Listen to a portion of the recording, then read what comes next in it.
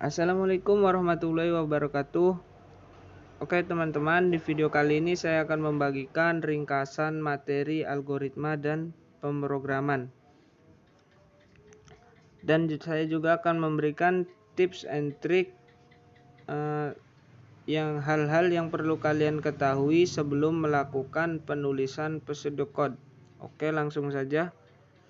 Hal-hal yang harus diketahui sebelum menulis pseudocode adalah: yang pertama, kalian harus mengetahui tipe data.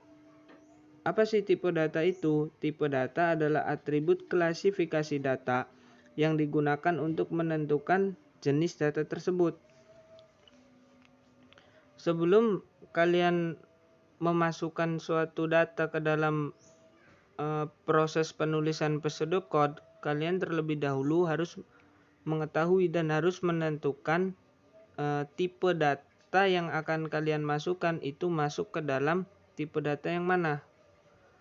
Tipe data itu ada berapa sih? Tipe data di dalam pemrograman dasar itu ada 5. Yang pertama ada integer. Integer itu apa? Secara simpelnya integer adalah data yang berupa bilangan bulat.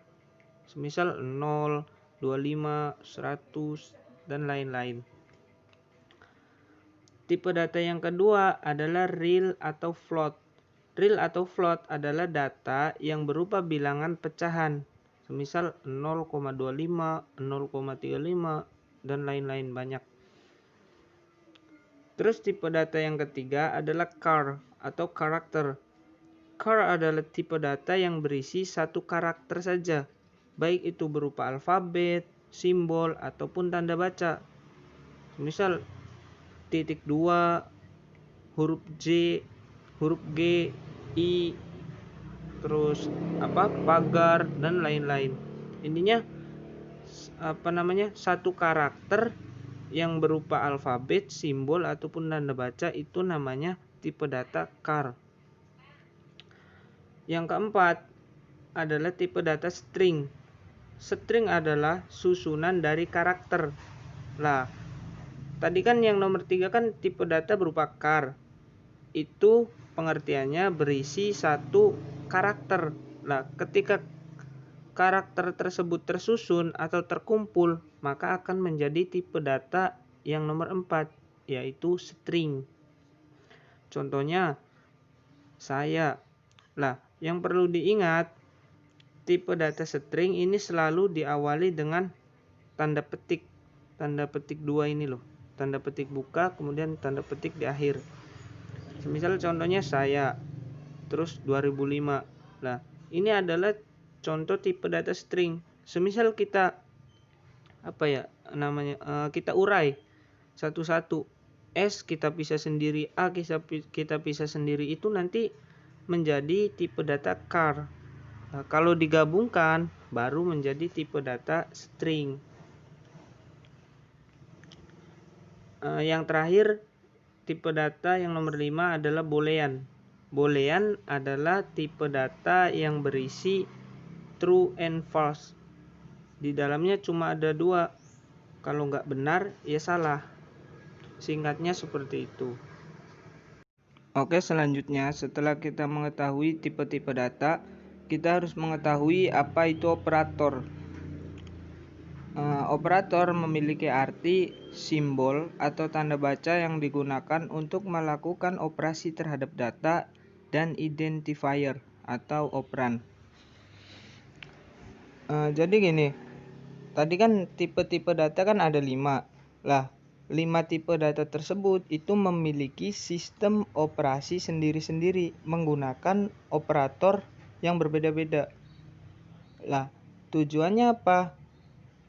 Tujuannya adalah agar memudahkan nanti ketika kita menginput data ke dalam bahasa pemrograman. Nah, ketika kita menginput data ke dalam bahasa pemrograman, nanti bisa menggunakan simbol-simbol sesuai dengan operatornya masing-masing. Maka dari itu kita harus mengetahui pengertian tipe data beserta pembagiannya. Oke, langsung saja kita memasuki operator yang pertama, yaitu operator aritmatika. Apa sih operator aritmatika itu? Merupakan operator yang digunakan untuk melakukan operasi aritmatika. Operator ini nanti bisa berupa penjumlahan dengan simbol plus, pengurangan dengan simbol min, perkalian dengan simbol bintang, pembagian dengan simbol garis miring. Selanjutnya, operator relasional adalah operator yang membandingkan dua buah nilai. Nah, berarti di sini secara umumnya kita gambarkan dulu, berarti ada dua buah nilai yang berbeda kemudian dibandingkan. Nah, kemudian secara spesifikasinya bagaimana terusannya. Yang kedua ada operator relasional, adalah operator untuk membandingkan dua buah nilai. Operator ini nanti bisa berupa perbandingan dengan menggunakan skala lebih besar, lebih kecil, sama dengan, tidak sama dengan, lebih besar sama dengan, atau lebih kecil sama dengan. Ada 6 jenis perbandingan. Kita ambil contoh, semisal saya gambarkan ada angka 5 dan 2. Saya buat contoh 5 lebih besar dari 2, berarti kita menggunakan simbol yang pertama, yang lebih besar ini. Oke, selanjutnya di sini perlu digarisbawahi operator yang ketiga ini karena agak berbeda dari yang lainnya, yang operator ketiga ini, yaitu operator concatenation atau operator penyambung. Digunakan untuk menyambung kalimat dengan menggunakan tanda plus ya, tapi bukan penjumlahan. Nah, operasinya itu selalu diawali dengan dua tanda petik di awal, kemudian tanda petik penutup. Contoh kalimatnya semisal teknik, kemudian tanda penyambung informatika, maka hasilnya menjadi teknik informatika. Seperti itu. Ini namanya operator penyambung.